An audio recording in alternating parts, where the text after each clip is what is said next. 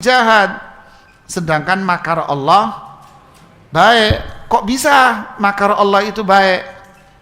Nah, makar Allah itu baik. Kenapa? Karena makar Allah itu adil. Maksudnya, ya dia berbuat itu ya Allah balas kayak gitu. Ya kamu jahat, ya dibalas jahat.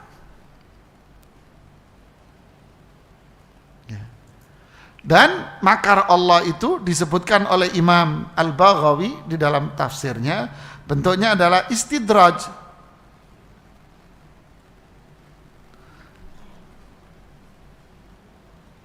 Istidraj. Seperti pada surat Al-A'raf. Al-A'raf 172. Wa nastadrijuhum min haitsu la ya'lamun. Kami akan, apa istidraj itu jamaah? Dibiarin, diulurin terus, dia merasa enjoy dengan kejahatan dia itu. Akhirnya dia merasa apa? Benar. Dibiarin terus. Nanti ada waktunya Allah balas dengan apa? Keadilannya. Baktah. Bisa apa? Mendadak itu Allah ambil dia. Min haitsu la ya'lamun. Dari cara jalan yang tidak mereka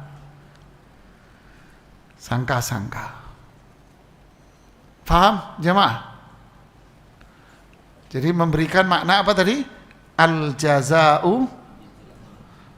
Jadi ini menyatakan apa? Balasan itu sesuai apa? Amalan. Nah, ini fahami ini kesimpulannya ini jamaah. Nih. Ya. Ngerti sekarang? Ada yang bingung? Jangan bingung. Makanya innallaha yuhibbul muhsinin. Allah cinta sama orang yang berbuat baik, ya dikasih rahmat. Tapi kalau lo jahat, ya Allah adil. Berarti yang jahat siapa? Allah kan balas. Itu adil dong. Yang jahat dibalas, yang baik disayang. Ya, paham? Oke, alhamdulillah. Enggak paham bahaya ini. Fadhal. A. Makar Allah tidak mungkin salah. Adapun masalah seseorang yang melakukan amalan calon penghuni surga hingga jarak antara dirinya dan surga tinggal sehasta, akan tetapi takdir Allah menetapkan lain, yaitu orang itu masuk neraka. Maka perlu dipahami bahwa kesalihan amal perbuatannya itu hanya sebatas yang tampak di mata manusia. Padahal hakikatnya tidaklah demikian. Sebab seandainya perbuatannya itu benar-benar merupakan amal soleh yang diterimanya dan dapat mengantarkan ke surga serta termasuk amal yang dicintai dan diridhoinya, niscaya Allah tidak akan menyia-nyiakannya begitu saja. Sekilas penjelasan tersebut mungkin dirasa rancu apabila merujuk kepada penggalan sabda Nabi SAW terkait masalah ini. Lam yabqa bainahu wa bainaha illa zira'un. Hingga jarak antara dia dan surga hanya sedekat satu hasta. Akan tetapi kerancuan itu bisa dijelaskan sebagai berikut. Nanti dulu saya jelaskan. Anda bingung ini, mesti bingung. Temanya, judulnya adalah makar Allah tidak mungkin. Si A yang makan cabai, masa si B yang mules? Ya kan? Si A yang makan banyak, masa tagihannya kepada B? Enggak kan? Nah, si A yang jahat, ya keadilan Allah berarti sama siapa? Ya si A dong. Enggak akan meleset keliru kepada ke B apa C apa D, enggak keliru Pak. Allah itu mulia. Allah itu agung. Faham konsep yang ini? Lalu Ibnu Qayyim mengangkat satu hadis Rasulullah SAW. Hadisnya bunyinya begini, ini hadis sahih. Innal abda la ya'malu bi'amali ahlil jannah fima yarahu nas hatta ma yakunu bainahu wa bainal mauti illa shibran atau illa zira'an fayamalu bi'amali ahlin nar fadakhalan nar. Ini bahaya nih hadis kalau nggak difahami beneran. Kalau pakai akal kita, wah runyam, bubar kita. Seorang hamba melakukan amalan penghuni surga menurut pandangan manusia. Di satu riwayat ada tambahan ini, menurut pandangan manusia. Istilahnya seumur hidupnya amalannya itu menurut pandangan manusia sudah amalan penghuninya, Pak. Orang bilang ini ahlul jannah nih orang baik ini masuk surga ini, ahlul jannah udah. Ketika dia sakratul maut last minute antara dia dengan kematian sejengkal atau setelah begini, tiba-tiba dia beramal dengan amalan penghuni neraka, masuk neraka dia.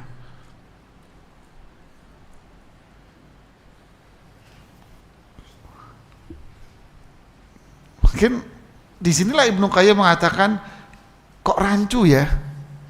Masa iya orang seumur hidupnya beramal dengan amalan soleh, terus tiba-tiba mau sakratul maut beramal dengan penghuni neraka, masuk neraka? Dia kayak nggak masuk akal. Bener nggak? Akhirnya nanti akan lari kepada pemahaman aliran sesat yang masalah takdir yang lalu. Apa itu? Ngapain kita beramal soleh kalau gitu? Ya kan? Ya sudah, nggak usah pusing. Ya udah, memang itu Allah takdirkan sama lo, sudah nggak usah. Kan pemahaman yang salah. Nah, inilah yang dimaksud oleh Ibnu Qayyim bahwa makar Allah, keadilan Allah, azab yang Allah timpakan itu tidak keliru, Mas. Nggak keliru. Memang kita kadang-kadang Satpol PP salah nangkep jemaah. Satpol PP salah nangkep. Ya karena ente di situ, ya ditangkep. Pak, apa-apaan nih Pak? Udah, jangan pura-pura. Lu apa-apaan? Jangan pura-pura. Ditenteng aja sama Satpol PP. Anda bingung. Satpol PP ngira ini adalah tempat pelacuran. Tenteng aja ente. Datanglah TV, disorot muka ente sama layar TV. Diberitain ente TV Indonesia ente. Padahal Satpol PP ini salah. Kan umpamanya. Iya kan, manusia. Tapi Allah tidak akan salah. Lalu apa yang dimaksud dengan hadis ini? Nah, dijelaskanlah oleh Ibnu Qayyim. Ini enggak salah Allah memasukkan dia ke neraka. Loh, kan dia sudah beramal seumur hidupnya dengan amalan penghuni surga. Enggak. Yang bilang dia beramal dengan amalan penghuni surga itu siapa? Manusia, bukan di mata Allah. Jadi manusia menilai orang baik, padahal di mata Allah enggak. Lu kok bisa? Syekh Muhammad Shalih Al-Utsaimin ketika menjelaskan hadis ini, rahimahullah, bilang menjawab apa? Bisa jadi niat dia yang enggak benar, dia enggak ikhlas. Seperti hadis Abu Hurairah yang bercerita tentang 3 orang yang dihisab itu. Orang yang jihad, yang kedua siapa? Orang yang belajar agama, ngaji Quran, yang ketiga orang yang sedekah. Iya. Padahal dia merasa dia sudah beramal saleh. Ternyata ketika berhadapan sama Allah nggak ada harganya. Berarti masalahnya di mana? Niat dia yang salah. Nggak ikhlas kamu. Bisa jadi apa? Tata cara dari perbuatan dia salah, sehingga amal dia di mata Allah mardud, ditolak. Nah, jadi yang bilang baik itu di mata. Saya pengajian di rumah, di belakang rumah saya. Ada jamaah nanya, di jamaah di depan saya nanya, Ustadz, saya ini suka mandiin jenazah. Atau hari itu saya membantu orang yang masih sakratul maut sih, kata dia. Masih sakratul maut. Saya nolongin dia. Orang ini dikenal oleh masyarakat sekitar ahli ibadah. Ini dia sendiri yang cerita. Dikenal oleh masyarakat ahli ibadah. Dia ahli ibadah. Ketika dia sakratul maut, mau wafat, ini orang ini bilang gini, Ustaz, di depan saya. Bilang gini, anjing. Terus wafat. Waduh, itu sontak tegang gitu, mas. Sedangkan saya melihat lagi satu fenomena orang yang diketahui oleh masyarakat, nih orang udah jelek, rusak, preman lah. Tapi di saat dia wafat, Pak Ustadz, saya lihat jenazahnya itu seperti yang Rasulullah SAW ceritakan tentang tanda-tanda husnul khatimah. Itu dahinya berkeringat, terus lehernya di belakang telinganya itu, Pak Ustadz, berkeringat. Ini fenomena apa ini? Nah, inilah yang disabdakan Rasulullah SAW. Serem jemaah. Jadi inilah pentingnya kita apa? Menjaga apa? Keikhlasan, iman, tauhid kita jemaah. Dan pentingnya jaga amal kita sesuai petunjuk Islam, syariat Islam. Ya. Jadi yang mengatakan seorang beramal penghuni surga menurut pandangan manusia. Makanya Ibnu Qayyim mengatakan ini tidak rancu. Ya. Coba kita lanjutkan. Akan tetapi kerancuan itu bisa dijelaskan sebagai berikut. Amal perbuatan seseorang itu akan dilihat melalui cara dia mengakhirinya. Orang yang disebutkan di dalam hadis ini tidak mampu bersabar dalam beramal soleh sehingga dia tidak dapat menyelesaikan amalan itu dengan sempurna.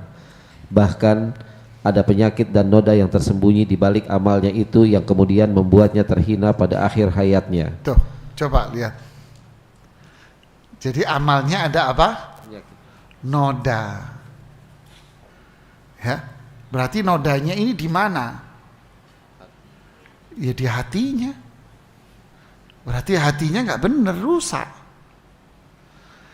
Sehingga dia nggak bisa menjaga amalnya itu, nggak bisa.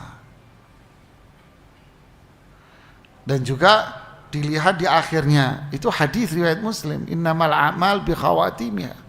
Amalan itu dilihat pada ujungnya, Kalau dia hatinya bagus, dijaga ikhlasnya, tauhidnya, pasti ujungnya akan baik. Tapi kalau selama ini dia nggak ngelihat hatinya, tauhidnya tidak diperhatikan, nanti ujungnya pasti akan kelihatan. Nas'alullah al-afiyah. Kemudian penyakit dan noda batin tersebut mengkhianati dirinya justru pada saat ia sedang butuh terhadap petunjuknya. Akibatnya ia melakukan berbagai hal buruk yang lahir dari penyakit tersebut. Seandainya tidak ada noda dan penyakit tadi, niscaya Allah tidak akan mengubah iman orang itu. Di mata manusia, dia memang tampak seperti orang yang melakukan amal soleh dengan penuh kejujuran dan keikhlasan hati tanpa ada satupun yang menodai amalannya itu. Akan tetapi, Allah Maha mengetahui segala sesuatu yang ada di dalam diri setiap hambanya yang tidak diketahui oleh antar sesama mereka. Allahu Akbar. Jadi problemnya di mana? Hati. Berarti Ini orang hatinya baik apa buruk? Buruk. Berarti perbuatan yang baik itu ternyata hanya apanya? Casingnya tok. Casing. Makanya yang namanya casing sewaktu-waktu bisa pudar, bisa hilang jemaah. Ya. Kayak kata Ustadz Fadlan, ngasih sabun orang Papua, saya kasih sabun, ana sabunin, udah masih panas, hujan turun, terus badannya berbusa, katanya dia ini karunia Tuhan.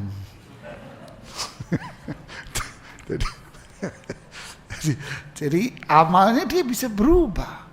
Ya, ketika ada momen yang menjadikan dia bangga, wah menggelembung dia, berbusa dia. Di atas itu banyak orang, dipuji orang, berbusa dia. Tapi ketika sepi, ya mengering Pak, garing Pak. Nas'alullah al-afiyah. Makanya doanya Ya muthabbital qulub, tsabbit qalbi ala ini. Dan juga Allahumma inna nas'alukal afwa wal afiyah. Terus begitu pula halnya dengan iblis. Allah Subhanahu wa taala berfirman kepada para malaikat, a'udzubillahi minasyaitonirrajim, inni a'lamu ma la ta'lamun. Sesungguhnya aku mengetahui apa yang tidak kamu ketahui. Quran surat Al-Baqarah ayat 30. Allah Subhanahu wa taala mengetahui segala kekufuran, kesombongan dan kedengkian yang terkandung di dalam hati iblis yang tidak diketahui oleh malaikat-malaikatnya. Ketika para malaikat diperintahkan Allah untuk bersujud, tampaklah ketaatan, kecintaan, ketakutan dan ketundukan yang ada di hati mereka. Mereka segera melaksanakan perintahnya tersebut. Sementara itu, tampak pula kesombongan, kelicikan dan kedengkian yang ada di dalam hati musuhnya tadi, iblis. Mereka bersikap sombong dan menolak untuk bersujud. Akibat hal itu, iblis pun termasuk dalam golongan orang-orang kafir.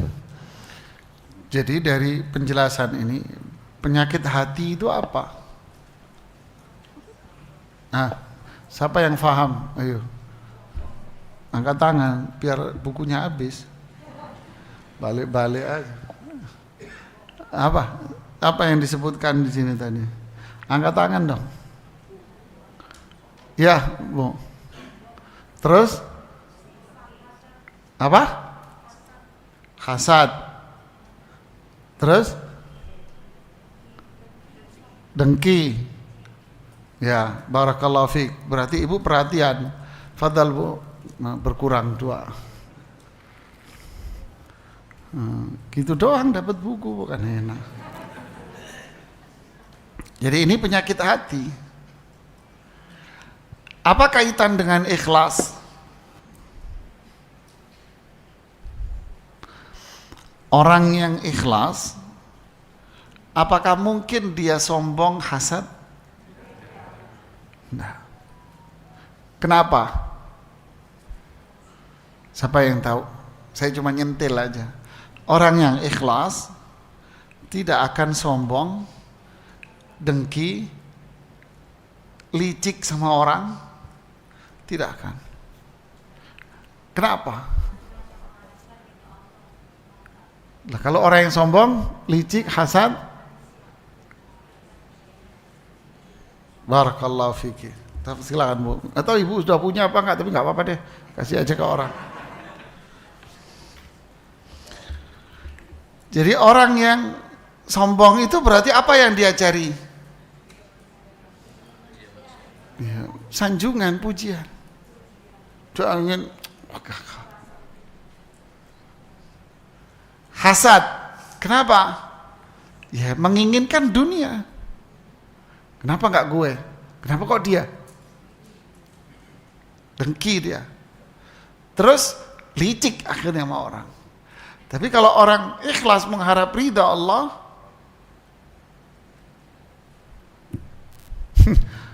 emang gue pikirin. Itu urusan kamu. Saya doain aja. Deh. Karena yang dicari cuman Allah. Jadi orang-orang yang seperti ini ternyata hatinya apa? Rusak, sakit. Jadi, nanti akan muncul di suatu hari dari kehidupan dia, muncul itu. Di saat muncul, bisa jadi itu adalah akhir dari hayatnya dia. Na'udzubillah jemaah. Makanya taubat itu disuruh apa? Nasuh. Apa nasuh itu? Nush. Bersih, suci. Ya, bersih, suci. Oke, bahasan berikutnya, rasa takut para wali Allah. Ya. B. Rasa takut para wali Allah. Adapun rasa takut yang dialami oleh wali-wali Allah terhadap makarnya, perasaan tersebut memang benar adanya. Akan tetapi para walinya itu takut kalau Allah menelantarkan mereka disebabkan oleh dosa dan kesalahan yang mereka perbuat, bukan karena Allah bisa menzalimi hamba semaunya, sehingga hidup mereka akan berakhir di dalam kesengsaraan. Wali-wali Allah tersebut cemas lantaran dosa-dosa mereka dan selalu berharap akan keluasan rahmatnya. Sedangkan firman Allah, afa aminu makrallah, maka apakah mereka merasa aman dari azab atau makar Allah? Quran surat Al-A'raf ayat 99. Ayat ini ditujukan bagi orang-orang fasik dan kaum musyrikin, dan ayat tersebut menjelaskan bahwa hanya orang-orang yang merugi itulah yang suka berbuat maksiat dan tidak takut balasan Allah terhadap makar jahat yang mereka lakukan. Orang-orang arif yang mengenal Allah takut terhadap makarnya berupa penundaan azab atas perbuatan dosa mereka, sehingga dengan makar itu mereka terperdaya dan terbiasa melakukan dosa. Kemudian azab datang kepada mereka secara tiba-tiba dan bertubi-tubi. Orang-orang arif juga takut terhadap makarnya yang menyebabkan mereka lalai dan lupa dari berzikir kepadanya, sebab Allah akan berpaling dari mereka apabila mereka tidak mengingat dan taat kepadanya. Jika hal itu terjadi, bencana dan fitnah pun akan segera menimpa mereka. Dengan demikian, makar Allah yang ditakuti orang-orang soleh ini adalah keberpalingannya dari mereka.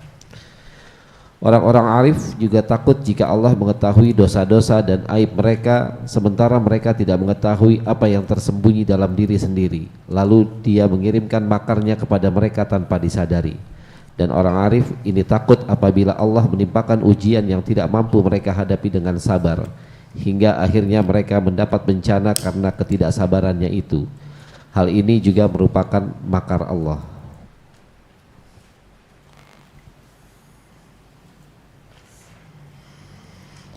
Orang soleh.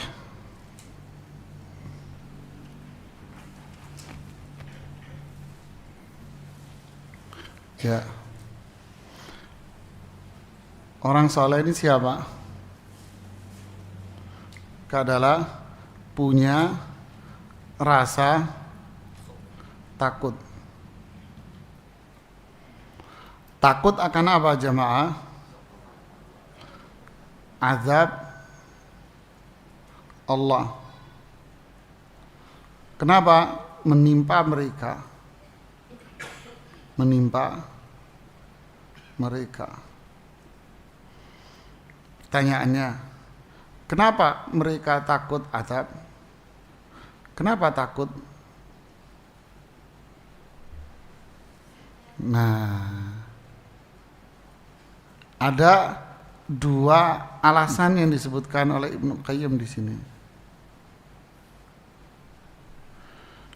Ada dua alasan. Yang mana?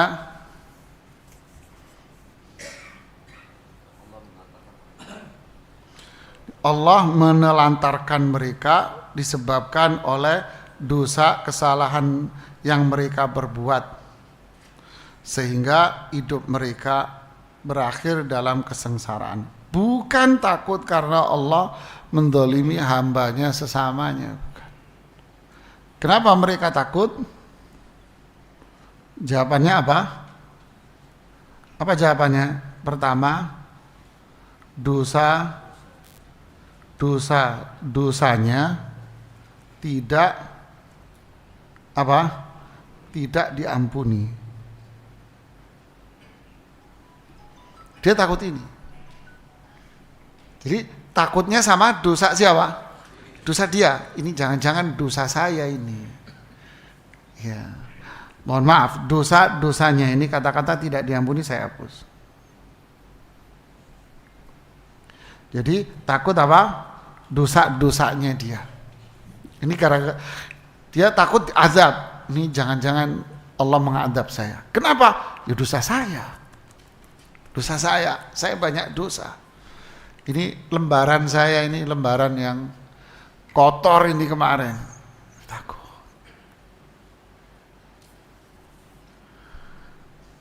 Terus yang kedua apa? Kenapa dia takut? Yang kedua,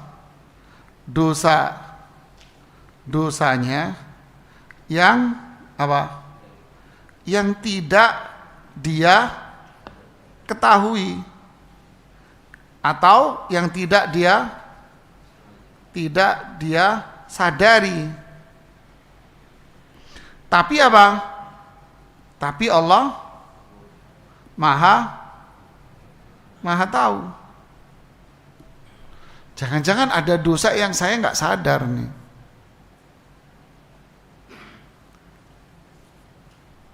Makanya hamba yang seperti ini lahir pada dirinya apa?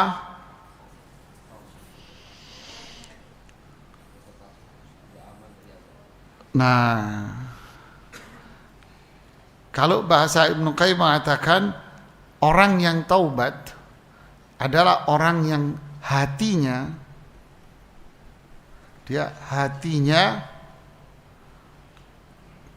merasa apa? Dalam hatinya dia merasa apa? Merasa hina di hadapan Allah. Di hadapan Allah. Merasa apa? Rendah di hadapan Allah.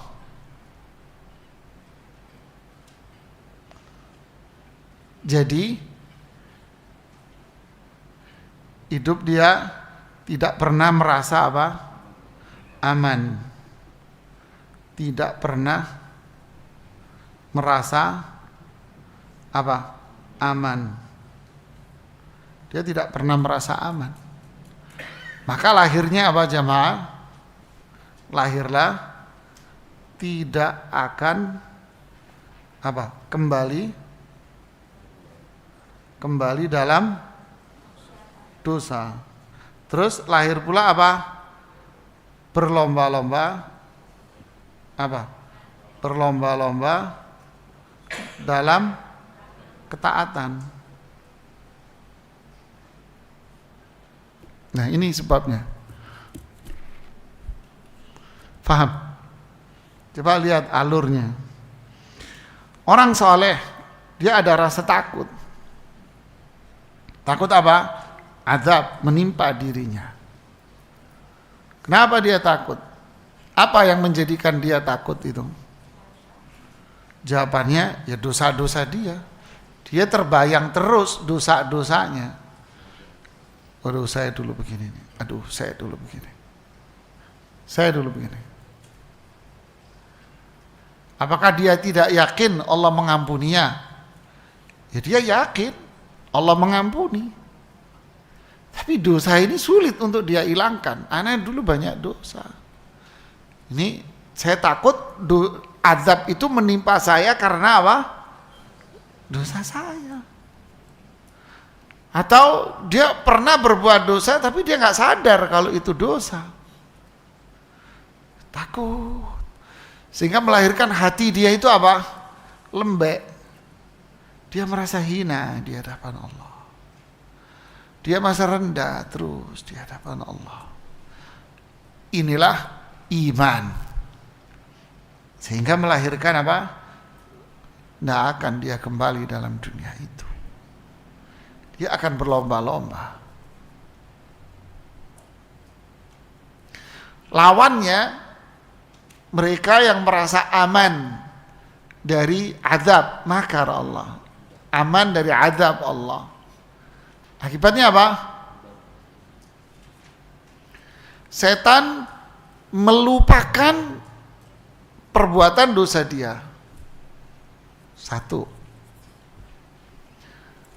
Setan melupakan apa? Dampaknya. Ya, lawannya. Siapa lawannya? Pelaku. Pelaku maksiat. Dan sejenisnya, syirik, bid'ah, ya kan? Siapa mereka ini? Lihatlah. Pertama, setan ngapain? Melupakan dosa. Terus setan melupakan apa? Dampaknya. Kok tahu Bapak? Emang saya sudah ngomong Pak? Sudah. Melupakan dampak. Dampak dari apa? Dampak dari dosa. Dilupain semua. Terus diapain lagi? Setan menjadikan apa? Menjadikan indah. Apa itu? Dosanya. Dibikin indah sama setan. Keren, maksiatnya itu sudah keren. Maka lahirlah apa jamaah? Bangga dengan dosanya. Maka ketika dia bangga ini, maka bangga itu sendiri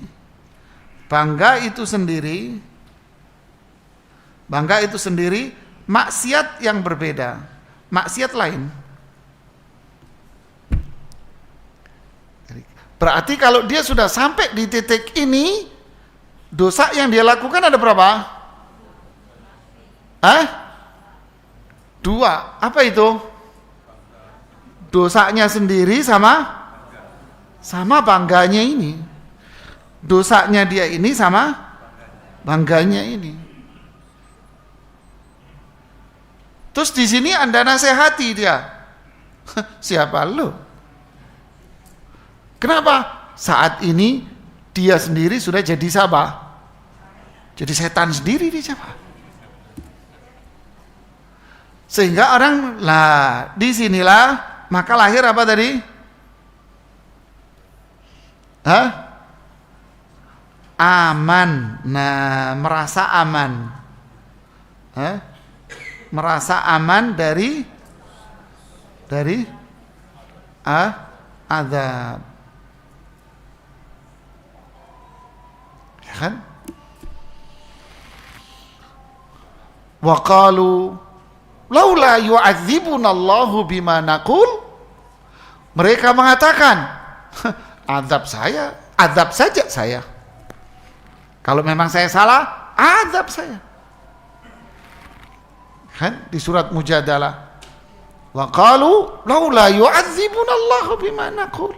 Akhirnya mereka mengatakan, azab aja saya. Sok tahu loh. Dan juga seperti kaum-kaumnya Nabi Hud, Nabi Nuh, Nabi Hud. Apa itu? Ya turunkan aja azab sekarang. Pakai nunggu 3 hari lagi. Sekarang aja. Nah inilah mereka aman. Coba lihat. Apakah sungguh wataknya, lihat. Watak antara orang yang seperti ini dengan watak yang di atasnya tadi. Beda tidak? Yo sangat berbeda jemaah. Berarti mana yang namanya wali? Ya ini alien di atas ini. Ini wali ini. Masa orang yang berbuat syirik, dia berbuat syirik terus menerus, bahkan sampai pada tingkatan apa? Dia bangga dengan syiriknya. Merasa dia sudah hebat dengan syiriknya itu, wali sudah dengan syiriknya. Dia bangga dengan bid'ahnya.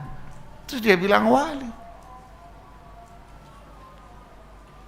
Jadi wali Allah lah yang takut sama Allah. Ini orang-orang kayak gini gimana takut ya? Kata Ibnu Qayyim,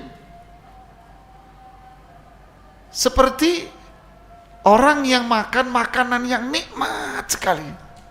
Dia menikmati makanan itu, dipuji makanan itu.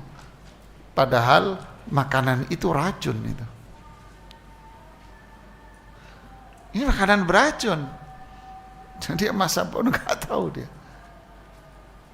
Masa bodoh dia. Bukan nggak tahu ya. Rasa bangganya dia dengan maksiat itulah yang menjadikan apa? Tertutup semuanya. Na'udzubillah. Hati-hati kita ya. Sampai di level atas aja jangan. Level yang di atas ini jangan. Apalagi sampai pada wah ini sudah tingkatan coach, ini sudah coachnya setan. Bukan trainer lagi, ini sudah coach ini kalau sekarang istilahnya ya.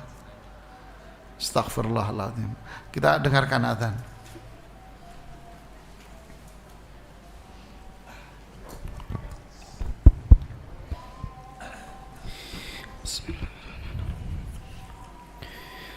Allahu Akbar, Allahu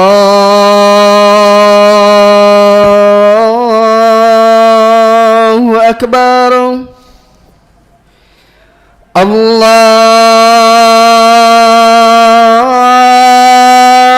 Akbar, Allahu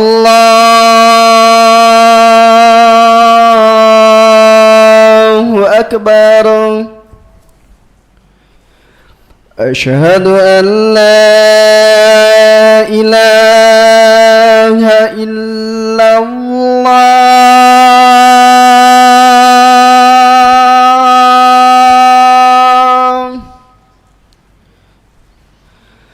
أشهد أن لا إله إلا الله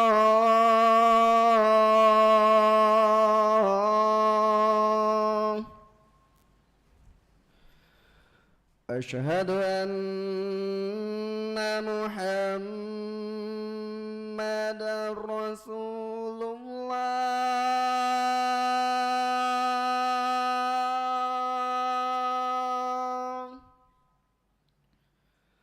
أشهد أن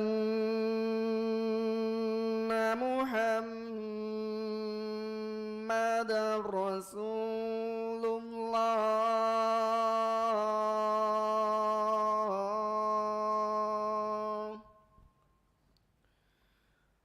حي على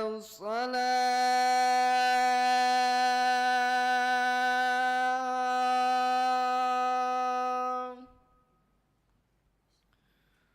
حي على الصلاة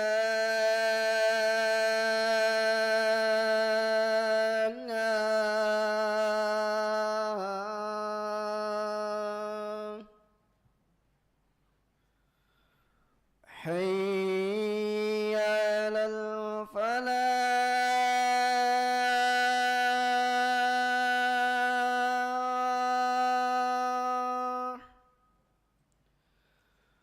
حي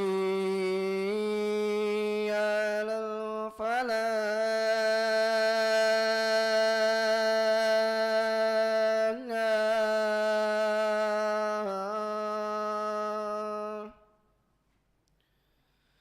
الله أكبر الله أكبر لا إله إلا الله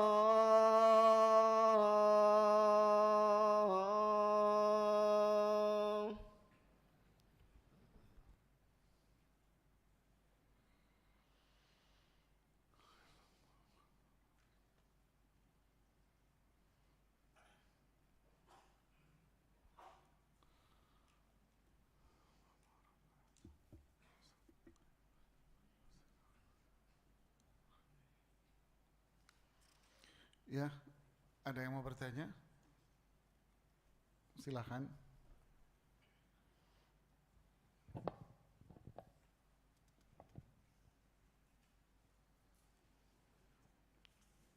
Dari Ikhwan atau Mahat?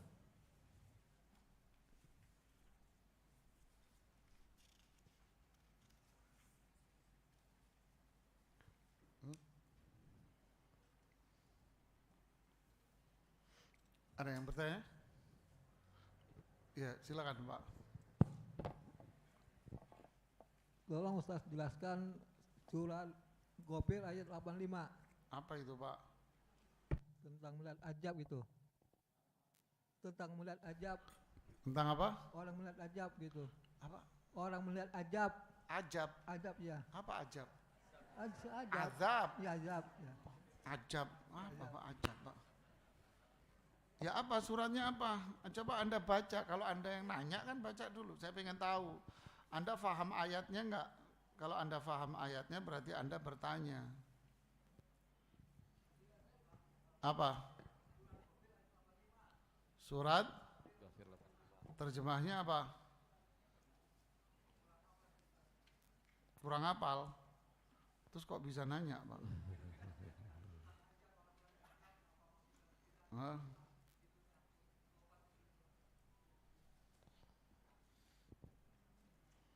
Ghafir ayat 45.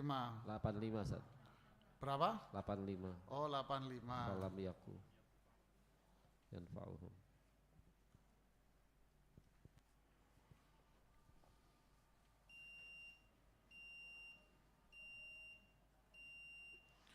Falam yaku yanfa'uhum imanuhum lamma ra'au ba'sana sunnatallahi allati qad khalat fi ibadihi wa khasira hunalikal kafirun.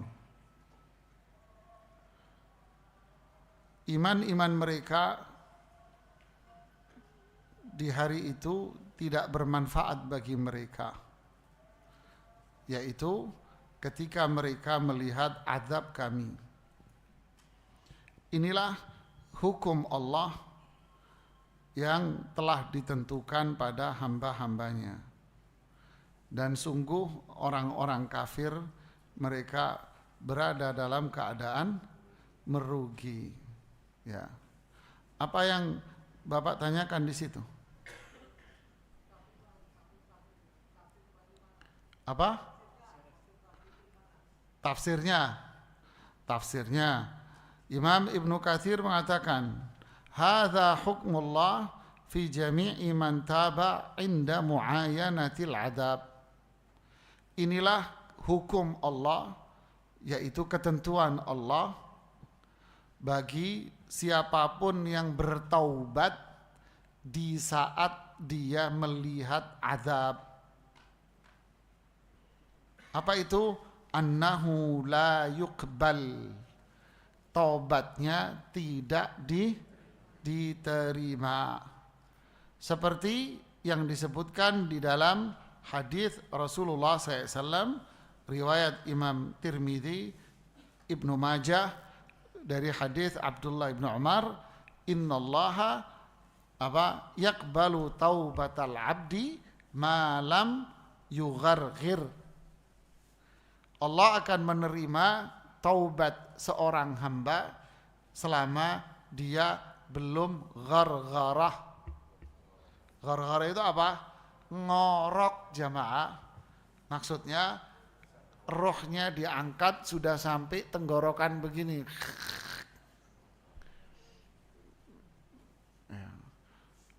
Selama rohnya belum nyampe tenggorokan, selama rohnya belum diangkat sama Allah, maka Allah terima azabnya. Tapi kalau rohnya sudah diangkat sama Allah, berarti dia ngelihat apa? Sakratul maut. Orang yang sakratul maut ngelihat apa dia? Ngelihat azab atau ngelihat nikmat? Nah, kalau dia orangnya nggak benar, yang dilihat apa? Azab. Lalu saat itu dia mau tobat? Kasep, kenapa lu nggak dari kemarin, bego? Ada terima azabnya. kan? Nggak manfaat. Fala taubata hina idzin, saat itu tidak ada taubat. Itu tafsirnya, Pak. Ada lagi? Ada pertanyaan tertulis, Ustaz. Ya. Assalamualaikum warahmatullahi wabarakatuh. Semoga Allah senantiasa merahmati Ustadz dan seluruh kaum muslimin. Izin bertanya Ustadz, ibu saya sakit dan harus ada tindakan operasi untuk matanya. Namun ibu saya tidak punya biaya untuk operasi tersebut. Apakah boleh kakak saya yang bekerja di bank membiayai operasi ibu? Semoga Allah mentakdirkan untuk Ustadz menjawab pertanyaan saya. Jazakallah khairan. Semoga Allah memberikan kesembuhan buat ibu Anda dan Allah berikan kemudahan untuk proses operasinya. Semoga operasinya menjadi jalan yang terbaik buat ibu Anda untuk ke depan. Lalu apa jawaban dari pertanyaan itu? Jawabannya boleh, tidak ada masalah. Ya, boleh bagi ibu Anda untuk menerima itu. Halal. Kok halal, Ustaz? Halal bagi ibu Anda, tapi haram bagi yang kerja di bank. Bingung Anda ya? Tak kasih contoh Anda, tak kasih contoh ya. Contoh ya. Si A kerja haram. Ya. Udah simpel aja. Si A kerja haram. Berarti penghasilannya haram. Oke. Maka penghasilan gaji yang diperoleh oleh si A dari pekerjaan haram berarti duitnya haram bagi siapa? Si A. Oke. Si A megang tuh duit haram tuh. Lalu duit yang dia terima dari pekerjaan haram, yaitu duit haram bagi si A, dia pegang, dikasihkan ke B, C, D. Uang yang diterima oleh B dari si A halal. B ngasih hadiah, lo butuh duit, ya nih gue kasih duit. Si C juga gitu, butuh duit, nih kasih. Oh kamu D butuh duit, iya saya mau butuh duit, mau kawin lagi, oh tak kasih duit. Umpamanya, ya kawin lagi, istri yang pertama meninggal, itu loh bu, sensi udah. Nih kasih. Nah B, C, D yang terima duit dari dia, halal nggak bagi B, C, D? Halal.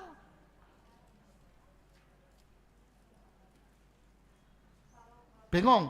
Contoh lagi. Si A tadi kan duitnya haram bagi dia. Kenapa? Karena dia yang bekerja. Bekang duit nih.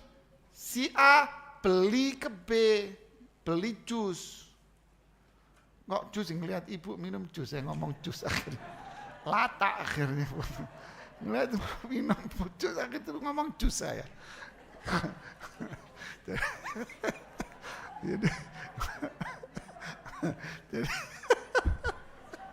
Jadi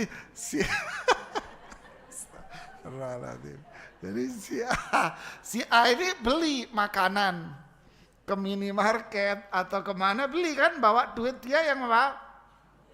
Beli barang, buat beli. Lah, bagi si B ini duitnya apa? Status fulus ya ini halal. Kok bisa? Dia dagangan dengan barang halal. Kalau yang tadi dia dikasih kok. Faham jemaah? Loh, kalau si B ini terima duit haram, terus duitnya ini juga haram juga buat semua orang, lah mati berdiri nih orang. Coba pikirin ayo, mati ngadeg ini jamaah nih orang. Iya kan? Mati berdiri pak. Nanti dia supermarket tidak terima Anda yang kerja di bank, mati ngadeg dia jamaah.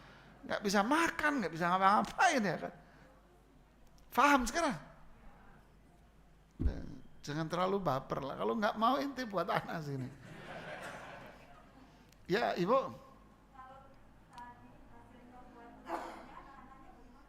Nah, ini ceritanya berbeda. Kan saya ngomong BCD, saya nggak ngomong istri. Kalau keluarga adalah orang yang memang tanggung jawab dia untuk ngasih. Ini tanggung jawab, maksudnya tanggung jawab apa? Wajib dia ngasih.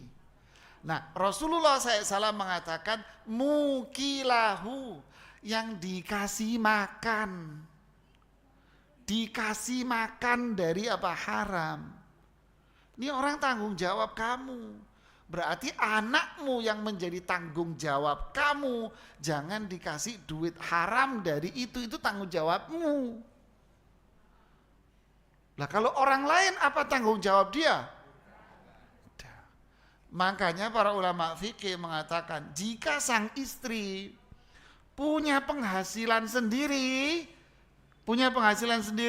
maka jangan terima gaji suamimu. Kenapa? Gaji suamimu haram, duitmu halal. Loh, mungkin Anda dagangan, apa jualan ini ada penghasilan. Tapi kalau Anda tidak punya penghasilan apapun, boleh Anda menerima sebatas apa? Darurah. Darurat itu apa? Kebutuhan pokok. Oke, jika Anda cukup dengan pakaian 10, udah. Kalau Anda minta untuk beli pakaian yang ke-11, yang ke-11 ini jadi haram, nggak boleh. Kenapa? Kelebihan. Jadi yang pokok aja. Sisanya, enggak, ini duit haram. Buat pokok darurat.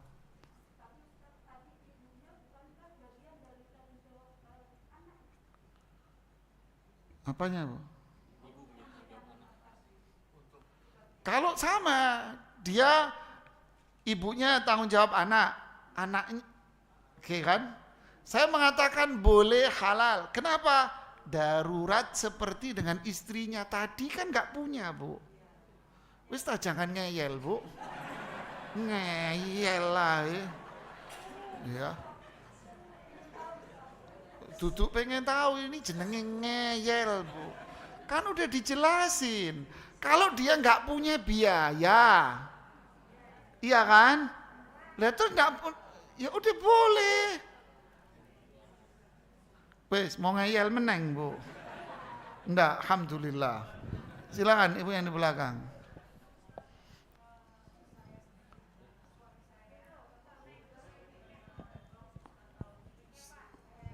Ya, nggak dengar, Bu. Pakai mic, Bu. Mohon maaf, Bu. Assalamualaikum. Assalamualaikum warahmatullahi. Suami saya dulu tahun 70, dia seorang dosen, Ustadz. Jadi kalau giliran mau ujian tuh mahasiswa suka datang ke rumah Ustadz. Terus waktu itu saya baru punya anak 1 mau 2. Amplopnya dikasihin ke saya, Ustadz. Bagaimana ya Ustadz hukumnya? Bu, wis tahun 70, Bu. Iya, jadi Anak belum lahir, Bu. udah Ustadz, udah lahir Ustadz. Apa? Saya belum lahir kalau 70, Bu.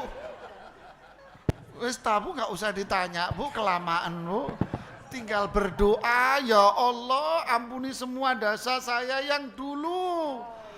Ya, saya tahu, saya ingat maupun saya enggak. Allahumma gfirli. Ya, ma qaddamtu wa ma akhartu. Ya Allah, ampuni dosa saya yang dulu, yang baru, fresh, yang dulu. Yang aku tahu maupun aku ya tidak. Cukup, nggak usah didetailin. Ya Allah, tahun 70 dulu. Wis tahan. Nanti yang diampuni itu tok loh, Bu. Nanti yang lain kakak loh, Bu. Anak belum lahir, Bu, tahun 70, Bu. Belum lahir tuh, masih muda.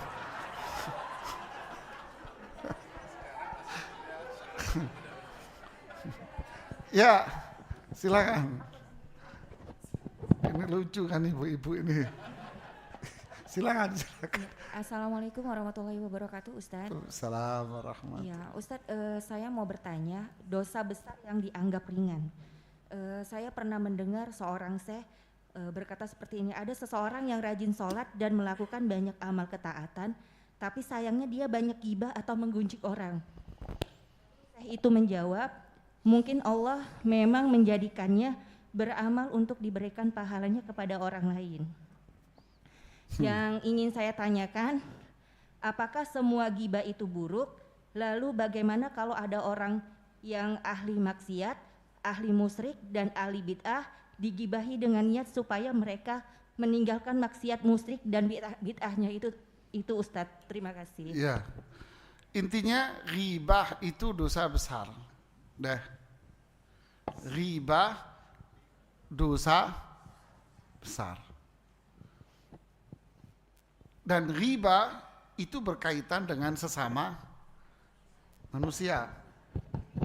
Makanya tobat orang ghibah harus meminta maaf kepada orang yang dighibahi. Innalillahi wa inna ilaihi rajiun. Lah setiap hari ghibahin orang. Ya, Pak Jokowi dighibahi, menterinya dighibahi, pejabat dighibahi. Harusnya ke rumahnya Pak Jokowi ente minta maaf sama beliau. Kenapa? Dosanya ghibah kepada pemimpin itu lebih besar daripada ghibah kepada tukang sampah. Tuh males tuh tukang sampah, udah kebayar, males lu. Tuh kotor tuh, dosa ente sama tukang sampah. Ya. Minta maafnya, ya minta maaf sama dia. Itu ghibah. Berat dosanya. Terus ada ghibah dikecualikan boleh. Contoh, seorang ibu datang ke saya, Ustadz, mau curhat Ustadz. Oh ya, kenapa? Gini Ustadz, suami saya ini, tapi saya nggak boleh ghibah ya Ustadz, gimana tuh? Saya terus greget-greget, terus lo ngapain kesini? Sama aja ente ke kantor polisi, Pak mau lapor Pak. Ya silakan. Mau bikin BAP Pak? Ya silakan. Siap, ketik. Masalah siapa? Fulan. Sama siapa? Fulan. Ketik. Terus, tapi saya nggak boleh ghibah Pak. Oh disiram teh ente sama disiram polisi. Ya ini yang boleh. Berarti tujuannya apa? Imam Nawawi mengatakan istifta, minta fatwa atau hukum, solusi agama. Tapi sama ustadz yang faham, bukan sama temen, bukan sama siapapun, sama orang tua pun tidak boleh. Kecuali orang tua Anda faham hukum, ngerti, bijak, baru boleh. Raf'ul hukm, mengadukan permasalahan kepada yang berwajib. Atau yang ketiga, tahdzirun nas min syarrihim, bahasa Imam Nawawi di Riyadhus Shalihin. Apa itu? Mencegah masyarakat agar tidak tertipu dengan kejahatan dia. Si fulan sosok penceramah umpama, atau tokoh yang dia sampaikan kepada masyarakat luas adalah kejahatan, keburukan. Dan dia sosok yang sudah dikenal oleh masyarakat luas. Maka Imam Nawawi mengatakan di Riyadhus Shalihin, boleh Anda mengatakan hati-hati si fulan. Dia begini-begini. Kenapa? Agar masyarakat terhindar dari keburukannya. Asal kesalahannya bersifat fatal dan sudah disebarluaskan sama dia. Tapi kalau si fulan ini Paijo, Parno, Pardi ada di sini ya, dan sebagainya, umpamanya dia nggak dikenal oleh masyarakat, atau hanya tahu musola kelompok kecil, yang lain nggak tahu, terus Anda ceritain, ghibah namanya, nggak boleh. Apa kepentingannya Anda cerita sama orang? Ya, nggak boleh. Jadi nanti lihat di Riyadhus Shalihin, di bab terakhir itu ada judulnya ghibah boleh. Ada 6 jenis ghibah boleh. Ya kalau saya sebutin satu-satu kelamaan. Ya, ada 6 macam ghibah boleh. Oke? Masih ada? Ya, ini yang bisa saya sampaikan. Semoga bermanfaat buat saya dan kita semuanya. Mohon maaf jika ada kata-kata yang kurang berkenan di hati. Ya, subhanakallahumma bihamdik asyhadu an la ilaha illa anta astaghfiruka wa atubu ilaik. Assalamualaikum warahmatullahi